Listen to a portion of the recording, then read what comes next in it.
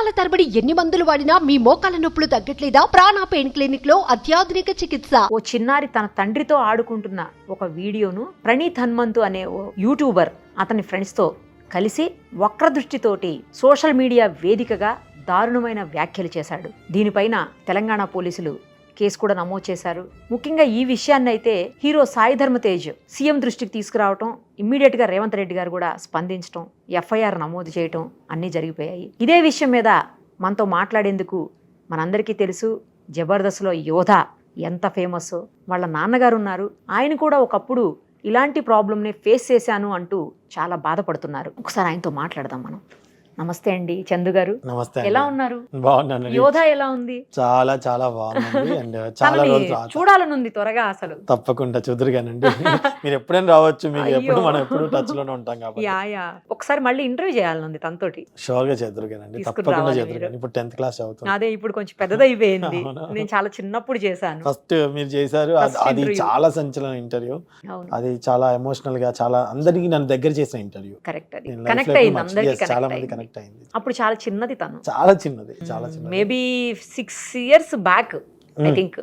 అవునండి, అప్పుడు ఆ టైంలో చేశారు. ఈ విషయానికి వస్తేనండి, ఎంత ఘోరం అంటే ఒక చిన్న పాప వాళ్ళ నాన్నతో ఆడుకుంటుంటే ఆ వీడియోని ఒక సెక్సువల్ కోణంలో నీచమైన లాంగ్వేజ్ తో మాట్లాడుతూ దాన్ని గేలి చేస్తూ యూట్యూబర్ అయ్యుండి అసలు అలా చేయటం ఏంటి? దానికి ఒక ముగ్గురు మళ్ళీ సహకరించడం, వెకిలి నవ్వులు, వాళ్ళని చూస్తుంటేనే అసలు కోపం వచ్చేలాగా ఉంది. సోషల్ మీడియాలో వాళ్ళు చేసినటువంటి ఆ పోస్టులు అవన్నీ, అంటే మనం వీడియోలోనే చూసాము, వాళ్ళు కూడా వీడియో చేశారు దాని మీద. అసలు దాన్ని వీడియో చేయటం ఏంటి నాకు అసలు అర్థం కాలేదు. ఒక చోట అయితే బీప్ సౌండ్ కూడా వేశారండి. బీప్ సౌండ్ ఎందుకు వేశారు అంటే అక్కడ ఏదో మాట్లాడకూడని పదాన్ని మాట్లాడారు అనమాట.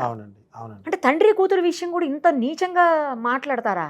ఫస్ట్ ఆఫ్ ఆల్ ఇక్కడ ఎట్లా అవుతుందంటే అండి, సోషల్ మీడియాలో క్షణాల్లో పాపులారిటీ రావాలి. ఇప్పుడు పెద్ద స్టార్స్ ని చూసుకుంటే ఒక యాక్టింగ్ స్కూల్కి వెళ్ళి ఒక దగ్గర నుంచి స్ట్రగుల్స్ పడి ఎదిగి ఇన్ని స్టెప్పులు దాటుకుంటే ఒక స్థాయి, ఒక గుర్తింపు. కానీ ఇప్పుడు అలా అవ్వట్లేదండి. ఫర్ ఎగ్జాంపుల్, నేను ఒక పెద్ద షోకి వెళ్ళాలి, నాకు ఎలాంటి గుర్తింపు రావాలంటే అందరు నన్ను రికగ్నైజ్ చేయాలి, ఆ షో నన్ను పిలుస్తుంది. సో నేను ఏదైనా చేసేయచ్చు. అదొకటి. పాపులారిటీ పిచ్చి ఒకటి, డబ్బు సంపాదించాలన్న వ్యామోహం ఒకటి, నా వెనక వీళ్ళు ఉన్నారు, నాకేం భయం లేదన్న ఇది.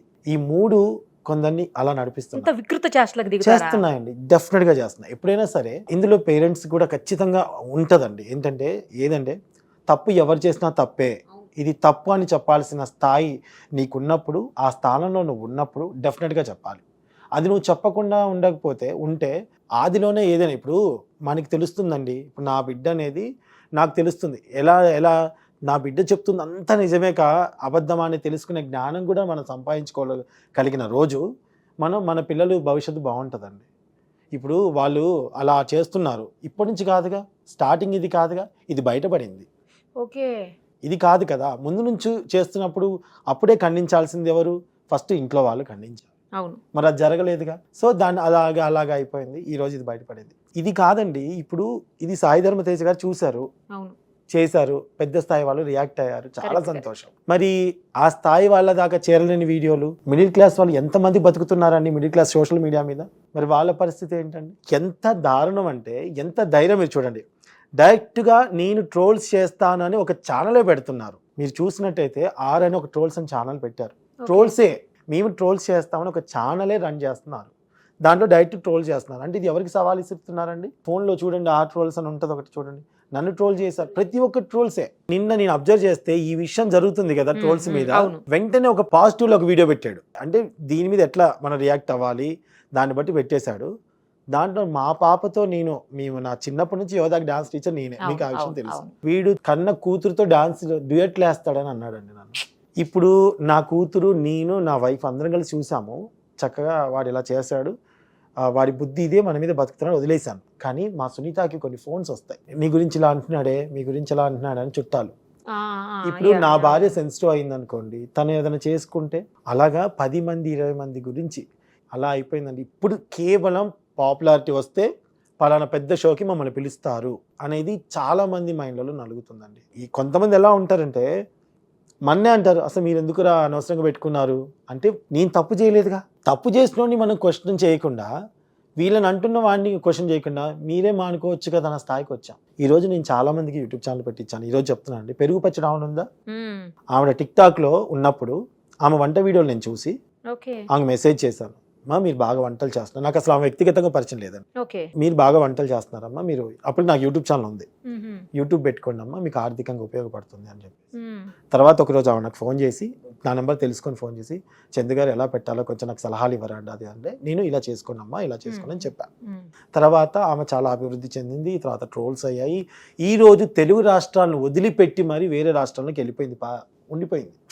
ట్రోల్స్ భరించలేక, మాటలు భరించలేక వేరే రాష్ట్రంలో ఉంటుంది. ఇప్పుడు ఆమెకు పెట్టించా. ఎస్ఎస్ కపుల్ అని ఇప్పుడు మన దానికి సుమన్ టీవీకి ఇంటర్వ్యూస్ కూడా వచ్చారు వాళ్ళు, వాళ్ళకి నేనే పెట్టించాను. అంటే నేను ఎందుకు చెప్తున్నాను, చాలా మందికి యూట్యూబ్ ఛానల్ ఆర్థికంగా ఇప్పుడు ఉపయోగపడుతుంది, మీరు మంచిగా చేసుకుంటే మీరు ఇంట్లో ఉండకండి.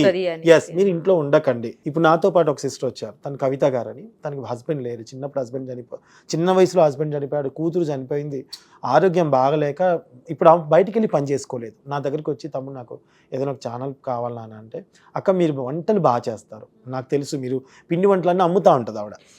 నేనేం చేస్తానంటే, అదే దాన్ని నువ్వు ఒక వీడియో నేను చెప్తా, నా వంతు నేను చేస్తాను, నాకు హెల్ప్ మీరు చేసుకోనని నేను ఒక యూట్యూబ్ ఛానల్ పెట్టించాను. ఇప్పుడు ఆమె బతుకుతుంది.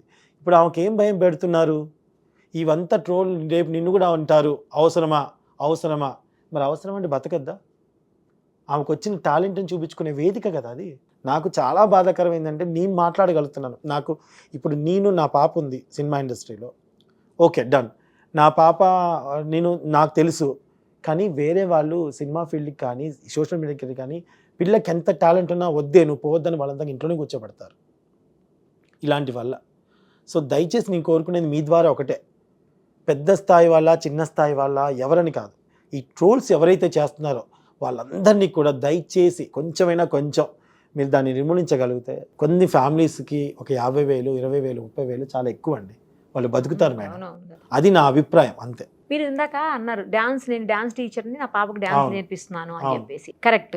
ఇప్పుడు మీరు కాకపోతే మీ ఏజ్ లా ఉన్న వాళ్ళు ఎవరైనా వేరే డాన్స్ టీచర్ వచ్చి నేర్పిస్తారు, ఆయనకైనా ఆ పాప కూతురు వయసే కదా. అదేనండి, ఇప్పుడు తండ్రికే తెలియని వాళ్ళకి ఇంకా వేరు నేర్పిస్తే ఏంటి, ఎవరు నేర్పిస్తే ఏంటి, ఎంత చండాలం.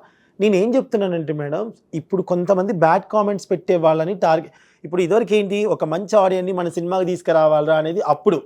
ఇప్పుడు అలా కాదు, ఎవడైతే బ్యాడ్గా చూడాలనుకుంటున్నాడో, బ్యాడ్ కామెంట్స్ పెడుతున్నాడో వాడిని అందరినీ ఒక దగ్గర తీసుకొద్దాం రా, వాళ్ళే మన ఛానల్ని పుష్ చేస్తారు. సో ఏం చేస్తారంటే, వీడు వీడు కామెంట్లో పెడుతుంటారు మేడం, పలానా వాళ్ళని ట్రోల్ చేయాలి, కింద కామెంట్స్ అవి, నెక్స్ట్ ఏం చేయాలో వీళ్ళు చెప్తారు, వీడు నెక్స్ట్ డే వాళ్ళని ట్రోల్ చేస్తాడు. ఒకవేళ వీడు చేసిన ట్రోల్ వల్ల అక్కడ ఉన్న ఫ్యామిలీలో ఎవరో ఒకరు ఏదైనా అయిపోతే ఎవరు బాధ్యులు? వాళ్ళ ఫ్యామిలీ ఏంటి చెప్పండి. వాడు కనపడ్డు, వాడు కనపడకుండా వాయిస్ ఇస్తాడు అంటే వీడు ఎంత సవాల్ ఇస్తున్నాడంటే, నన్ను ఎవ్వరు ఏమి చేయలేరు, సైబర్ వాళ్ళు కూడా నన్ను పట్టుకోలేరు, ఏ డిపార్ట్మెంట్ నన్ను పట్టుకోలేని ధైర్యంతో నువ్వు డైరెక్ట్గా ట్రోల్స్ అని పెట్టావు యూట్యూబ్ ఛానల్లో.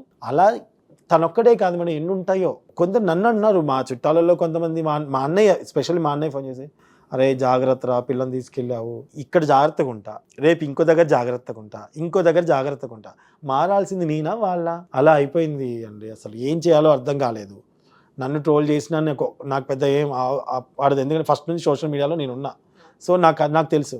కానీ ఇప్పుడు కొంతమంది ఆడవాళ్ళకి రావాలి కదా, ఇప్పుడు ఒక భర్తను నచ్చజెప్పో బయటకు వచ్చి ఒక యూట్యూబ్ ఛానల్ పెట్టుకుంటారు, మరి వాళ్ళ పరిస్థితి ఏంటండి? ఇంత దారుణమా? డైరెక్ట్గా చంపే వాడికంటే దారుణం అండి, మానసికంగా హింసించి హింసించి హింసించి హింసించి చంపుతున్నారు. ఇలాంటి వాళ్ళని అసలు వదిలిపెట్టొద్దు మేడం, ఇలాంటి వాళ్ళని అసలు వదిలిపెట్టద్దు. ఇలాంటి వాళ్ళు చొరవ తీసుకోవాలి, డిపార్ట్మెంట్ వాళ్ళు చొరవ తీసుకోవాలి, ఖచ్చితంగా వాళ్ళకి తగిన పనిష్మెంట్ ఇవ్వాల్సిందే. అలా పాప దాంట్లో కూడానండి, వాళ్ళు ఏం మాట్లాడుతున్నారు, సమాజానికి ఏం చెబుతున్నారు, అసలు వెకిలిగా నవ్వడము, ఆ వీడియో చూస్తుంటే అసలు భలే బాధ అనిపిస్తుందండి. ఆ విషయం అయితే ఆ సిచ్యువేషన్ ని అంటే చూడండి ఎలాగా మోడ్ చేసుకున్నారు. అదే కదా, అంటే ఒకటి ఉంటది మేడం, కొన్ని ఏంటంటే ఒక సిచ్యువేషన్ ని, ఫర్ ఎగ్జాంపుల్ చెప్తున్నా, ఇవాళ రేపు నా బిడ్డని దగ్గరికి కూర్చొని ఒళ్ళో కూర్చోబెట్టుకుని ఇలా దగ్గర తీసుకుందామన్నా భయం వేసే పరిస్థితిలో ఉన్నాం. కన్న కూతుర్ని దగ్గర తీసుకోవాలంటే భయం ఉంది. ఇప్పుడు టీచర్స్ అందరూ ఒకలాగా ఉండరు, ఒక మంచి సార్ ఉంటారు, మంచి ఉపాధ్యాయులు ఉంటారు. పాప బాగా చేసా తల్లని ఇలా అంటే కూడా భయం, ఎవడు ఏ ఫోటో తీసి ఎలా పెడుతున్నాడో తెలియట్లేదు. కొన్ని చోట్ల తండ్రి మాట్లాడినా భయం, తండ్రి దగ్గర తీసుకున్నా భయం. ఫోకస్ అంతా ఈ రెండింటి మీదే, ఆ వ్యాహం దాని మీద నడుస్తుంది మేడం. ఎస్ అనే వర్డ్ మీద మొత్తం నడిపిస్తున్నారు. అలానే అయిపోయింది. చిన్న పాప, నేను చూశాను, చాలా చిన్న పాప. ఏదో జస్ట్ ఆయన తీసిన ఉద్దేశం మీద ఇట్లా బెదిరించి ప్రాంక్ లాగా చేసి ఉయ్యాలు ఊపుదామన్న ఒక చిన్న ఆలోచనని ఆ వీడియో చూస్తే అసలు మంచి ముచ్చటగా అనిపించింది. కానీ ఇమ్మీడియట్ గా వీళ్ళు మాట్లాడుతున్న మాటలకు అసలు ఏం అర్థం కాల. చాలా బాధ అనిపించింది. నేను చాలా మంది పిల్లల్ని, నేను స్కూల్ టీచర్గా పనిచేసినప్పుడు నేను చాలా మంది స్టూడెంట్స్ ఉన్నారు. వాళ్ళందరినీ దీని దగ్గర తీసుకొని వాళ్ళు డాన్స్ నేర్పించేవాడిని, డ్రాయింగ్ నేర్పించేవాడిని. నేను ఆ కేటగిరీ నుంచి వచ్చాను కాబట్టి పిల్లలతో ఇష్టంగా ఉండడం ఇష్టం నాకు. ఇది చూసి కూడా ఇలాంటి చేస్తుంటే నాకు కూడా ఒక తెలియని, అమ్మో ఎందుకులే, ఎవడెక్కడి నుంచి ఫోటో తీస్తాడో, ఏం పోర్ట్రేట్ చేస్తాడన్న ఇది ఉంది. బికాస్ ఎందుకంటే ఇలాంటి వాటిని చూసే వాళ్ళు చాలా ఎంకరేజ్ చేస్తున్నారు. ఫస్ట్ ఆఫ్ ఆల్ చూసి ఎంకరేజ్ చేయడమే కాదు, కామెంట్లలో రేపు వీడిని చెయ్యన్నా ట్రోల్ అని అడుగుతున్నారండి. ఎంత బాధాకరం అనేది అది తెలుస్తుంది. నేను ఒకరికి పెరుగు పచ్చడం ఆమెకు హెల్ప్ చేశానంటే నువ్వు ఆమెకు ఎన్నో భర్తవి అని వాడు దాంట్లో అనడం వీడియోలో. అప్పుడు ఇంకొకరు పాపం ఎవరైనా నన్ను వచ్చి అప్రోచ్ అవ్వాలనుకుంటే, అన్నయ్య అనుకుంటూ కొంతమంది వచ్చి నాకు వచ్చి నాకు కూడా హెల్ప్ చేయండి, చాలామంది నాకు పెడతారండి మెసేజ్లు.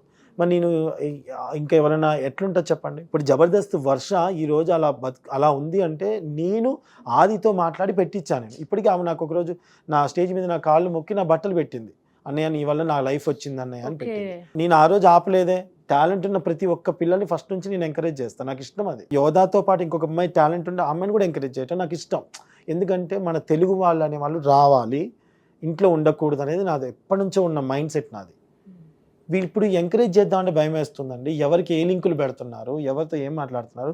వచ్చేటప్పుడు పెరుగు పచ్చిన ఆవిడతో నేను మాట్లాడుకుంటూ వచ్చా ఫోన్లో, చందు గారు మీరు నాకు జీవితాన్ని ఇచ్చారు, నాకు ఇట్లా వీడియోలు పెట్టేలా చేశారు, ఈరోజు నా పిల్ల పాపలతో నేను బాగున్నాను, కానీ ఎక్కడ మిమ్మల్ని కలిసినా మీ మాట నేను ఎక్కడ ఎత్తినా మీ ఫోటో నా ఫోటో పెట్టి ఏం చేసేస్తారన్న భయంతో నేను మాట్లాడలేకపోతున్నాను చందు. అయ్యో పాపం, లిటరల్ ఏడుస్తుంది. నేనేం చేయలేక రాష్ట్రాలు దాటి వెళ్ళిపోయానండి. నేను మదురైలో ఉంటున్నాను, నాకు 2 పిల్లలు ఉన్నారు, వాళ్ళని పెట్టుకొని వచ్చి నేను మదురైలో బతుకుతున్నాను, అయినా కానీ నన్ను ట్రోల్ చేస్తున్నారు. మీకు నచ్చకపోతే చూడకుండా మానేయండి మేడం. ఎవరు చూడమన్నారు? కొన్ని అంటే లైక్ మీరు ఎదుటోళ్ళని తిట్టద్దు, అది మీకు ఆ రైట్ లేదు కదా. అది నేను అంట, మీకు రైట్ ఎక్కడ, మీకు ఎక్కడిది రైట్ ఉంది? తప్పు చేసినట్టు నీకు అనిపించిందా, నువ్వు కేసు పెట్టు. నా ఇంట్లో బంగారం పోయింది మేడం. ఎంత పోయిందంటే దాదాపు 10 తులాల వరకు బంగారం పోయింది. ఎప్పుడు యోధా పీక్స్ లో, జబర్దస్త్ లో పీక్స్ లో ఉంది యోధా. ఎందుకు పోయిందండి అది చెప్తాను మేడం. మా ఇంటికి చాలా మంది వస్తుండేవాళ్ళు, యోధా గురించి కానివ్వండి, ప్రాక్టీస్ కానివ్వండి, జబర్దస్త్ కోసం కానివ్వండి, జూలకట కానీ కాంబినేషన్ నేను చేసినప్పుడు కూడా కానివ్వండి. నేను ఒక టైంలో యోధా నుంచి షూటింగ్కి వెళ్ళిపోయాము, మా సునీత ఒక్కతే ఉంది. అది ఎవరు తీసారనేది మాకు అప్పుడు పర్టికులర్ తెలియదు. ఒక 2 రోజుల తర్వాత బీరువా తీసి చూసుకుంటే గోల్డ్ లేదు. గోల్డ్ లేకపోయేసరికి నేను ఆ టైంలో నేనేం ఆలోచించానంటే, కేసు పెట్టాలి అంటే యోధా మన ఇంటికి చాలామంది వస్తారు, ఇంకొక దగ్గర అక్కడెక్కడ పడిందేమో వెతుకుతాము, తొందర పడద్దులే, మళ్ళీ ఇది బ్యాడ్గా అవుతుందేమో, అందరినీ పిలిచి పోలీసులు అడిగితే వేరే వాళ్ళ పిల్లల కెరియర్కి ఏమైనా, పాప కెరియర్కి ఇబ్బంది అవుతుందేమో అని మా ఆవిడికి నచ్చ చెప్పాను. 1 నెల చూసాం, 2 నెలలు చూసాం, లేకపోయేసరికి నేను మా మెసేజ్కి నచ్చ చెప్పాను. దానికంటే మనం ఎక్కువే కొనుక్కుంటాం ఫ్యూచర్లో, డెఫినెట్గా కొనుక్కుంటాం, నాకు అది నమ్మకం ఉంది. ప్రజెంట్ అయితే పాప పేరు జబర్దస్త్లో ఉంది, పలానా జబర్దస్త్లో దొంగలు పడ్డారంటే ఎవరోని పిలుస్తారో ఏంటో అప్పుడు నాకు తెలీదు, సర్కిల్ లేదు, చిన్న పిల్లని వేసుకుని హైదరాబాద్కి వచ్చాను నేను కేసు పెట్టలేదండి. ఒకనొక టైంలో మా ఆవిడికి మొన్న రీసెంట్గా ఒక విషయం తెలిసింది, ఒకళ్ళు తీసినట్టుగానో ఒక ఐడియా ఒకళ్ళు చెప్పారు. అది ఎంతవరకు నిజం అనేది పక్కన పెట్టేస్తే, మా ఆవిడ ఎమోషనల్గా ఒక వీడియో పెట్టింది, నాకు చాలా బాధ అనిపించింది, దయచేసి నా బంగారం నాకు ఇవ్వండి అమ్మా, ఇట్లాంటివి అని చెప్పుకుంది, ఒక యూట్యూబ్ వీడియో. దాన్ని కూడా ట్రోల్ చేస్తూ వీడు బంగారం పోలేదు, అబద్ధం చెప్తున్నాడు, పోతే కేసు పెడతాడు కదా అంటే, అందరూ కేసు పెట్టే వాళ్ళు లాగుంటే ఇప్పుడు నీ పరిస్థితి ఎట్లుండేది మరి? బికాస్ నేను యోధా కోసం పెట్టలేదు, నా పాప కోసం పెట్టలేదు. వద్దు, కావాలంటే తర్వాత చూసుకుందాం సునీత అని మా మిస్సెస్కి నచ్చ చెప్పా.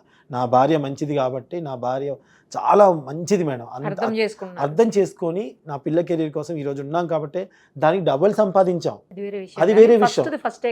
ఫస్టే కానీ నేను చెప్తున్నాను అంటే దాన్ని కూడా నెగిటివ్ చేశారు, అయినా నేను బాధపడలేదు. కానీ ఇక్కడ ఏమన్నా అంటే, ఒక చిన్న పాపని చేస్తున్నారు, పెద్దవాళ్ళని చేస్తున్నారు, అమ్మని చేస్తున్నారు, అక్కని చేస్తున్నారు. సాయి ధర్మ తేజ గారు ఇప్పుడు రియాక్ట్ అయ్యారు కదా, ఓకే, రియాక్ట్ అవ్వకపోతే తెలియకపోయేదిగా. సో నేనేమంటున్నానంటే, ఒక మంచివాడిగా ఉండాలంటే కూడా భయమే, ఒక మంచి చేస్తున్నా భయమే. ఎంత దారుణం అయిపోయిందంటే, నాకు తెలిసిన డాక్టర్ గారు, మీరు నమ్మరు, సినిమా ఫీల్డ్ కోసం వాళ్ళ అమ్మాయి ఛాన్స్ కోసం అని ఒక ఇల్లు అమ్మాడు ఆయన, స్లిప్పులతో సహా ఉన్నాయి ఆయన దగ్గర, ఛాన్స్ ఇస్తానని. ఛాన్స్ ఇదండి మీ అమ్మాయి, ఇది క్యారెక్టర్, ఇంత అమౌంట్ తక్కువైంది పెట్టాలి, ఇంత కట్ చేస్తే లేట్ జంప్. నా దగ్గరకు వచ్చి ఏడ్చాడండి డాక్టర్, నేను చూసి ఆ పాప ఫుల్ టాలెంటెడ్, ఆ పాపతో చిన్న వీడియోస్ తీసి నేను పెడతానండి. ఎవరైనా కో డైరెక్టర్స్ కానీ అసిస్టెంట్ డైరెక్టర్స్ కానీ నన్ను అడిగితే నేను చెప్తాను.